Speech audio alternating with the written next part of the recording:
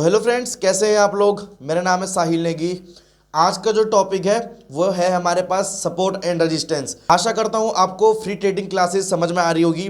Candlestick pattern हमारा finish हो चुका है। आज है हमारे पास सपोर्ट एंड रेजिस्टेंस। तो ज़्यादा देरी न करते हुए मैं आपको ले चलता हूं अपने बोर्ड पर। अच्छा, सपोर्ट एंड रेजिस्टेंस स्टार्ट करने से पहले हम समझ लेते हैं सपोर्ट एंड रेजिस्टेंस बेसिकली किसको कहते हैं। सपोज मार्केट इस जोन से स्टार्ट कर रहा है, ठीक है। मार्केट इस पॉइंट पर आया, देन मार्केट यहां से रिवर्स कर रहा है। देन मार्केट अगर इस पॉइंट पर आया, यहां पर से फिर मार्केट ऊपर की तरफ रिवर्स कर रहा है, ठीक है। और फिर इस जोन से कहीं ना कहीं मार्केट नीचे फिर ट्रेवल कर रहा है, ठीक है। तो अब मैं आपको एक चीज बताता हूं, हम अगर इसको मिला देंगे तो जो ये जोन होगा इसी को हम सपोर्ट जोन बोलते हैं। और ये हमेशा मार्केट के डाउन साइड बनता है, यहां पर हमेशा बायर्स एक्टिव होते हैं। क्योंकि अगर बायर्स एक्टिव हो, आपको पता है ना मार्केट बुल कब होती है, जब मार्केट में बायर्स प्रेजेंट होते हैं। तो यहाँ पर बायर्स प्रेजेंट होने के कारण मार्केट जो भी यहाँ पर बायर्स होते हैं वो यहाँ पर मार्केट को नीचे आने नहीं देते हैं। तो यहाँ पर ये जोन बायर्स का होता है। देन सेलिंग की अगर हम बात करें, जिस जोन से मार्केट को फिर रिवर्स मिल रहा है, जिस जोन को मार्केट में ऊपर साइड से रिवर्सल मिल रहा है, उस जोन को हम रेजिस्टेंस जोन बोलते हैं, जो कि सेलर्स का जोन होता है। यहाँ पर मार्केट बार बार बड़े बड़े सेलर्स यहाँ पर रहते हैं और वो मार्केट को नीचे धकेलते रहते हैं। तो ये है support and resistance. Buyers support का जोन होता है एंड रेजिस्टेंस सेलर का जोन होता है। सेलर्स का काम होता है मार्केट को नीचे ले जाना एंड बायर्स का काम होता है मार्केट का प्राइस ऊपर लेके जाना। इतना आपको समझ में आया। तो सपोर्ट हमेशा डाउन का जोन होता है, मतलब सपोर्ट जोन हमेशा नीचे होता है। तो अगर आप कोई बॉल नीचे फेंकते रहो तो नीचे एक जोन क्रिएट होता है। सपोज आप बॉल ऊपर से फेंक रहे हैं, तो ये जोन है, यहां पर से अगर वो बॉल बार बार टक्कर के ऊपर आ रही है तो इस जोन को हम बोलते हैं सपोर्ट जोन, ठीक है। इसको यहां पर जो मेनली होता है वो बायर्स एक्टिव होते हैं, जो मार्केट को नीचे नहीं गिराने देते। सपोज इमेजिन करिए ये प्राइस हमारे पास 100 रुपीज है। सो अगर ऊपर से मार्केट अगर ट्रेवल करने नीचे आएगा तो ये जोन है जहां पर से बायर्स मार्केट को ऊपर धकेलते हैं। यहां बायर्स एक्टिव होते हैं और बायर्स मार्केट को नीचे आने नहीं देते हैं। And second is resistance. So resistance basically top का जोन होता है। आप बॉल से एक इमेजिन कर लो, आप अगर बॉल ऊपर फेंकोगे तो यहां पर छत है, तो छत से टक्कर के बॉल नीचे आते रहेगी, तो वो जो जोन है ना उसको हम रेजिस्टेंस बोलेंगे, जहां पर से बॉल ऊपर नहीं जा पा रही है। सो मेनली रेजिस्टेंस जोन भी मार्केट का एक जोन होता है जहां से प्राइस ऊपर नहीं जा पाता है, ठीक है। सपोज ये आप ले लो 500, तो सपोर्ट जोन जो होता है वो बायर्स का जोन होता है एंड रेजिस्टेंस जोन हमारा सेलर्स का। और जो रेजिस्टेंस जोन होता है ये इनका बेसिकली काम होता है मार्केट को डाउन ट्रेंड में कन्वर्ट करना या मार्केट को डाउन ले जाना। एंड बायर्स का काम होता है मार्केट को ऊपर ले जाना। सो इन दोनों के बीच फाइट चलती रहती है। देन उसके बाद हमको पता लगता है कि मार्केट किस फेवर में जाने वाला है, ठीक है। इतना आप समझ चुके हैं। अभी इस वीडियो में हम पूरा डिस्कस करने वाले हैं सपोर्ट एंड रेजिस्टेंस के बारे में, ठीक है।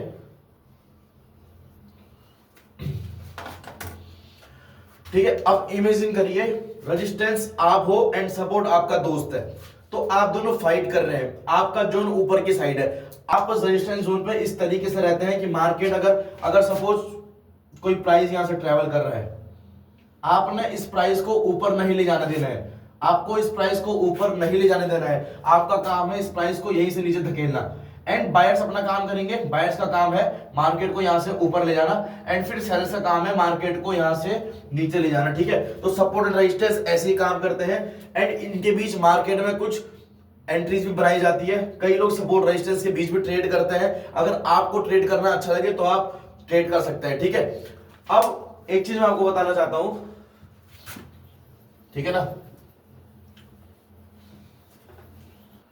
Resistance zone and support zone, ठीक है। अब मैं आपको एक चीज बताता हूं।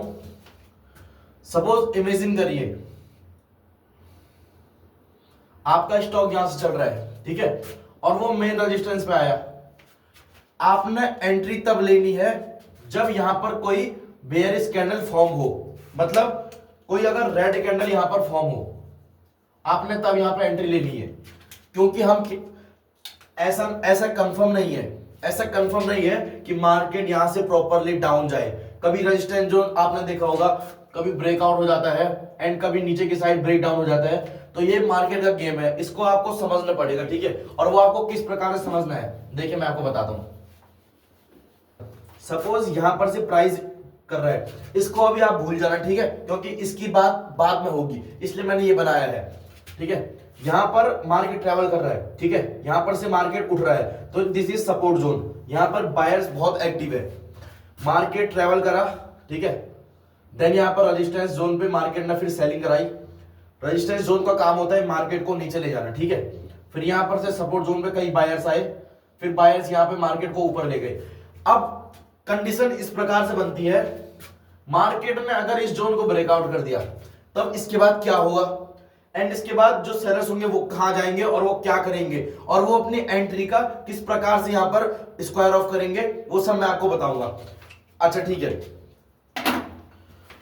यहां पर आपका जोन है रेजिस्टेंस जोन, ठीक है। अब एक चीज बताओ, अगर मार्केट में कोई बंदा आ रहा है, अगर शेयर मार्केट में कोई बंदा ट्रेडिंग करना चाहता है तो वो किस उद्देश्य से ट्रेडिंग करेगा, प्रॉफिट के उद्देश्य से, ठीक है।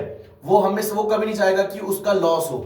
तो यहां पर रेजिस्टेंस जोन पे जितने भी सेलर्स थे, अगर ये जोन का ब्रेकआउट हो गया, ठीक है, अगर इस जोन का ब्रेकआउट हो गया, देन यहां पर 2-3 ग्रीन कैंडल बन चुकी है या बनने वाली है, या 2-3 ग्रीन कैंडल बन रही है।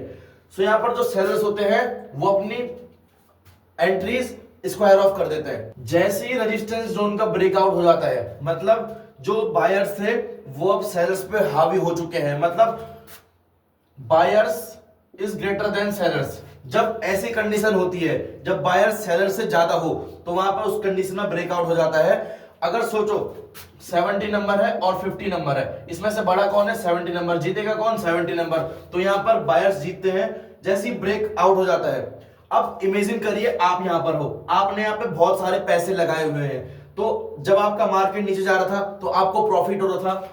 अब यहां से मार्केट ब्रेकआउट कर चुका है, यहां पर आपको लॉस हो रहा है, तो कोई भी नहीं चाहता कि उनका लॉस हो। सपोज यहां पर किसी सेलर्स ने 20 रुपए पे कोई चीज बाय करी थी और उसका प्राइस 18 हो चुका है, तो अब वो क्या करेगा, अब वो सेलिंग से इसको बाय करेगा। पता है कैसे, अच्छे दिमाग से समझना, ये तो सेलर्स है ना, सेलर्स क्या करेगा, सेलर्स ने पहली चीज सेल करी हुई है तो उसके बाद वो बाय करेगा। अब उसने ज्यादा पे सेल करी हुई है तो वो कम पे बाय करेगा, ठीक है, समझे आप। तो यहां पर जैसे उनका लॉस होता है ना, तो वो अपनी पोजीशन स्क्वायर ऑफ करते हैं। देन स्क्वायर ऑफ करने के बाद यहां पर सोचो, बायर्स तो यहां पर है ही, बायर्स यहां पे है ही, लेकिन इसके साथ जो यहां पर सेलर्स है वो भी बायर्स बन जाते हैं। पता कैसे, क्योंकि यहां पर जो सेलर्स है ना वो अपनी क्वांटिटी स्क्वायर ऑफ करते हैं और जितनी भी उन्होंने चीजें सेल करी थी वो अब बाय करते हैं। तो यहां पर बायर्स तो थे ही, एंड इसके बाद सेलर्स भी बायर बन जाते हैं। तो इसके बाद हमको एक रैली देखने को मिलती है, इसके बाद हमको एक रैली देखने को मिलती है, जो कि जब मार्केट ब्रेकआउट होता है तो आपने देखा होगा कई ट्रेडर्स यहां पे एंट्री करते हैं, तो वो इसी वजह से करते हैं। अगर वो परफेक्टली ब्रेकआउट हो, अभी फेक ब्रेकआउट और रियल ब्रेकआउट भी होता है, हम आगे डिस्कस करेंगे, लेकिन जैसी ब्रेकआउट होता है एंड वहां पे अगर अपॉर्चुनिटी बनती है तो यहां पर हमारे पास एक मोमेंटम देखने को मिलता है इसके बाद, क्योंकि सेलर्स लोग भी बायर्स बन जाते हैं, एंड जो बायर्स है वो तो यहाँ पर है ही, तो बायर्स विन कर जाते हैं। देन यहाँ पर मार्केट में एक मोमेंटम देखने को मिलता है और इसी वजह से हम एक ट्रेड पंच करते हैं, यहाँ पर एक ट्रेड बनती है। सेम इसी तरीके से एक दूसरा टॉपिक भी है, सेम अभी हमने बायर्स का देखा ना, सेम सेकंड चीज है सेलर्स। ठीक है, एक बार मैं इसे मिटा देता हूं।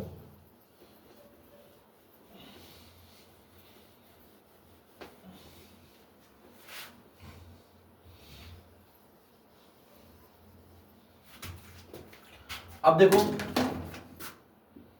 ये दो जोन है, ठीक है, मार्केट ट्रैवल कर रहा है, रेजिस्टेंस जोन पे अपना काम हो रहा है सप्लाई, मार्केट सप्लाई करते आ रही है। देन यहां पर बायर्स फिर पुश कर रहे हैं, ठीक है, बायर्स ने पुश करा, यहां पर सपोर्ट रेजिस्टेंस जोन अपना काम कर रहे हैं, ठीक है, रेजिस्टेंस जोन पे मार्केट फिर नीचे आया। देन अब यहां पे क्या होता है, अब यहां पे जो रेजिस्टेंस होता है, जो सेलर्स जोन होता है, वो अब ग्रेटर देन होते हैं बायर से, मतलब सेलर्स के पास ज्यादा पावर है बायर्स के मुकाबले, और अगर ऐसा हुआ तो क्या होगा, मार्केट में ब्रेक डाउन होगा, बायर्स कम है, बायर्स स्ट्रांग नहीं है। एक चीज इमेजिन करो, अगर आप किसी से फाइट कर रहे हो और आपके पास ज्यादा बल है और उसके पास कम है, तो विन कौन करेगा? बिल्कुल आप करोगे। तो यहाँ पर सेलर्स के पास ज्यादा पावर होती है, इस कारण यहाँ पर ब्रेक डाउन हो जाता है। एंड अगर ब्रेक डाउन हुआ तो सेम कंडीशन, जैसे वहां पर सेलर्स अपना लॉस नहीं देख पा रहे थे, यहाँ पर बायर्स अपना लॉस नहीं देख पाएंगे। यहाँ पर बायर्स है ना, यहाँ पे बाइंग का जोन है, यहाँ पर अगर लगातार बाइंग हो रही थी तो ये बाइंग का जोन है, और बाइंग का जोन यहाँ पर है, तो बायर्स को प्रॉफिट तब होगा जब मार्केट का प्राइस ऊपर जाएगा। यहाँ पर मार्केट का प्राइस ऑलरेडी गिर चुका है, तो यहाँ पर बायर्स अपनी क्वांटिटी सेल मारेंगे, उन्होंने बाई करा है तो यहाँ अपनी क्वांटिटी सेल मारेंगे, और सेलर्स यहाँ पे पहले से थे तो प्लस सेलर्स, जो सेलर्स यहाँ पहले से थे रेजिस्टेंस जोन पे, वो उनकी पोजीशन तो क्रिएट हो चुकी है। देन यहाँ पर जो सेलर्स है, देन यहाँ पर जो बायर्स है वो भी सेलर्स बन जाएंगे। देन इसके बाद एक मूवमेंट हमको फिर देखने को मिलता है, ठीक है, उसके बाद एक मूवमेंट हमको फिर देखने को मिलता है। देन आपने देखा होगा कि मार्केट में जब ब्रेकआउट एंड ब्रेकडाउन मिलता है तो यहाँ पर कई लोग एंट्री लेते हैं और अपना ट्रेड एंजॉय करते हैं। सपोज ये सारे एक जोन है, ठीक है, अगर हम मानते हैं अभी मार्केट यहां पे ट्रेवल कर रहा है, तो this is support zone and this is resistance zone. अगर मार्केट यहां पे ट्रेवल कर रहा है एंड सेलिंग, देन फिर सपोर्ट मार्केट ले रहा है, देन रेजिस्टेंस मार्केट ले रहा है। अब कहीं ना कहीं सेलर्स लोग बहुत हावी हो रहे हैं, तो यहां पर ब्रेकडाउन हो चुका है। अब इस रेजिस्टेंस के लिए ना ये सपोर्ट 1 की तरह काम करेगा, ये सपोर्ट 2 की तरह काम करेगा, देन ये सपोर्ट 3 की तरह काम करेगा। अगर मार्केट ने इस लेवल का ब्रेक डाउन कर दिया है तो मार्केट यहां पर तक आ सकता है, मार्केट की पॉसिबिलिटी है, मार्केट इस सपोर्ट 2 तक आ सकता है। और मार्केट, आपको कंडीशन बताता हूं मैं, इस सपोर्ट 2 से फिर यहां पर मार्केट रेजिस्टेंस ले सकता है, या रेजिस्टेंस ना ले, यहां पर अगर सेलर्स में ज्यादा पावर हो तो मार्केट फिर ब्रेक डाउन कर सकता है, देन सपोर्ट 3 तक आ सकता है, ठीक है। वो मार्केट की कंडीशन के हिसाब से है, मार्केट कैसा ट्रेवल करना चाहता है, ठीक है।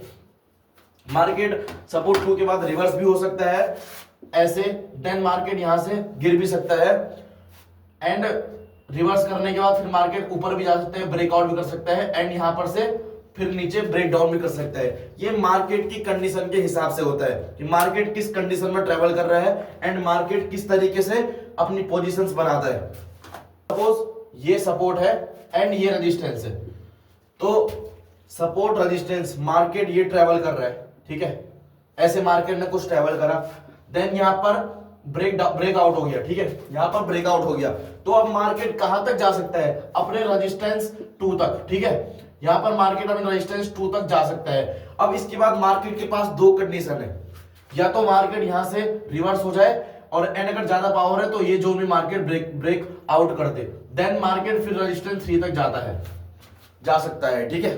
ये मार्केट की कंडीशन होती है।